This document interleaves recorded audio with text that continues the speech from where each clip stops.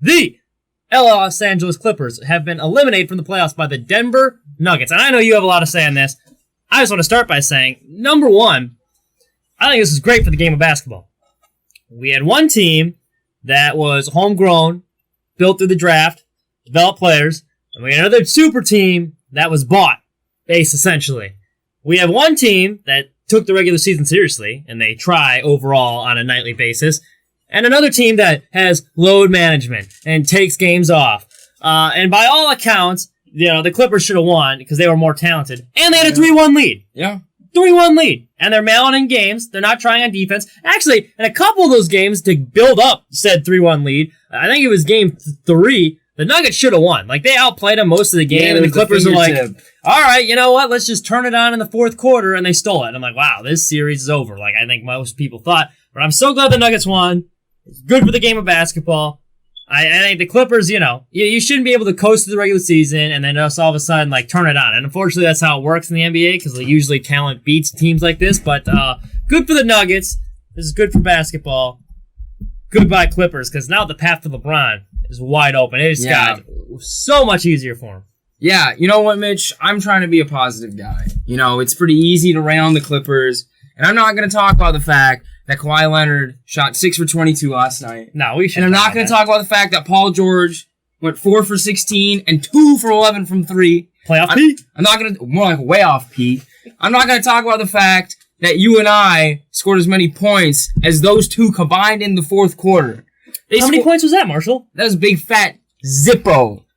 I mean, look, good for the Nuggets. I give them a lot of respect because they fought. And they had a good team, Nikola Jokic, and I'll tell you what, Jamal Murray, that kid's a superstar in the making. Not yet, but he's had some big time performances on the big stage. So I'm happy for them. And Colorado, go Broncos or whatever. I guess Nuggets, they got the rainbow jerseys, pretty cool.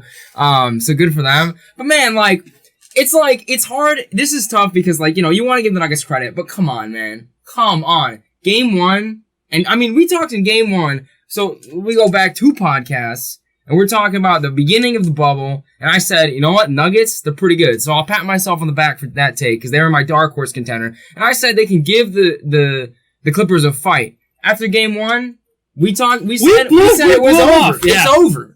I mean, they smoked them. Game 1 and game 4, they smoked them, which should have happened in the series. If you look at that Clippers roster, the Clippers roster on paper was the most talented in the league. I don't think it was that close. No. I mean, they're compared to the Lakers a lot. The Lakers got 2 absolute superstars, and then they're looking to Rondo, Caruso, a bunch of other, guys you wouldn't really think of to get you big-time performances. It was that Clippers team. I mean, you got Montrezl Harrell.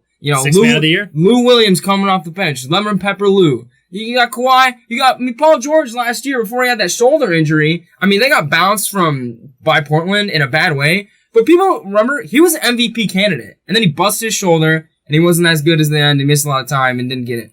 But he's a great two-way player. But my goodness. The fact, I remember talking, and I'm gonna name drop him, because this man's a Clippers guy, Kevin Long. We're talking we're talking Lakers Clippers. Who's gonna win? Who's gonna win? And this was in game 5, because you'd think that this team could show up every once in a while, put together a performance, and act like a championship roster, but they couldn't.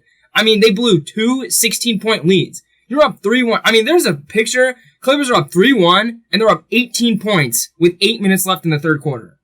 That should be over. Yeah. You got Kawhi Leonard. You have the reigning finals MVP. That should be over. And everyone's putting the pressure on them, and the Nuggets knew it. So they have that to their advantage. They were like, look, we're just going out hooping. We're playing ball. We got our 3 seed. We're just trying to play.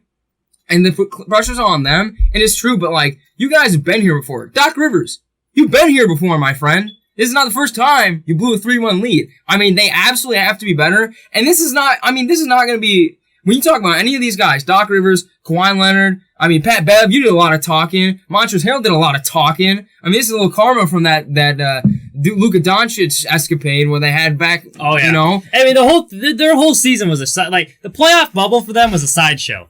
They kicked off the bubble by having a strip club controversy. Yeah. We're talking about strip club in the wings at Magic City. That's not what the focus should be on. And then you have, like you said, there's the Pat Bev chirping at Dame Lillard after he missed a free throw. Yeah. So then they had that whole sideshow. And then they had Montrezl Harrell clocking Luka Doncic. And they have that whole sideshow. Then they were one of the few teams that voted they didn't even want to be in the NBA bubble. Like, all right, let's cancel, which is fine. I'm all for not going against their social justice cause or whatever, but like, they showed up to a lot of these games not looking like they wanted to play. Yeah. There's no reason they shouldn't have won. With the best coach in basketball and the sixth man of the year and one of the best two-way players in basketball, Kawhi Leonard, and he added Paul George, who demanded to be traded, and then he does this in the playoffs. So, I mean, yeah. The Clippers gave up 5 first-round picks for Paul George to get 4 field goals in a Game 7.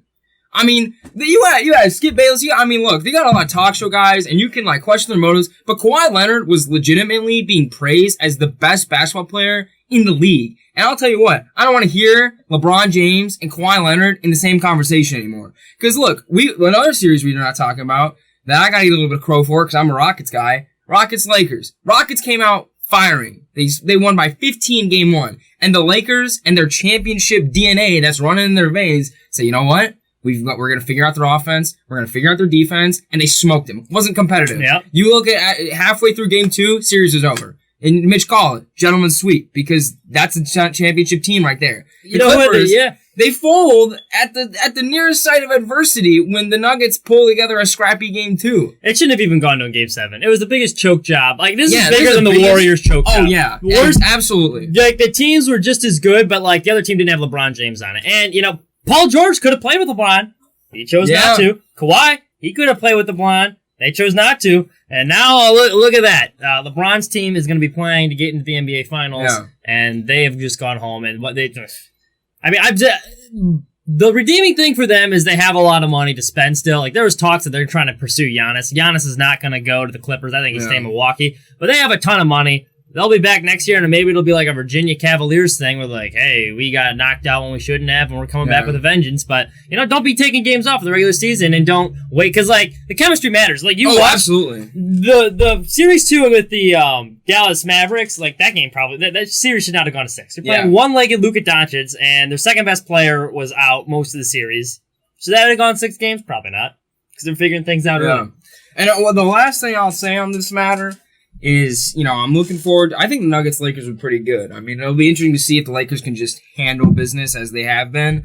But Kawhi Leonard, man, this goes to show, like, supporting cast really matters. Because you traded, Fred VanVleet and Kyle Lowry, who didn't have much business being in it at all this year, taking the Celtics to Game 7 in a really tough game. Those two dudes are championship caliber dudes. You traded them for probably better talent, but championship, like, that mentality matters. And you talked about before when you picked the Raptors, like, those guys have been there before, and it shows. It looked like it, yeah. And then you trade, look, you got Doc Rivers, you got all these guys, but, like, some Michael Jordan would say, some got it, some don't.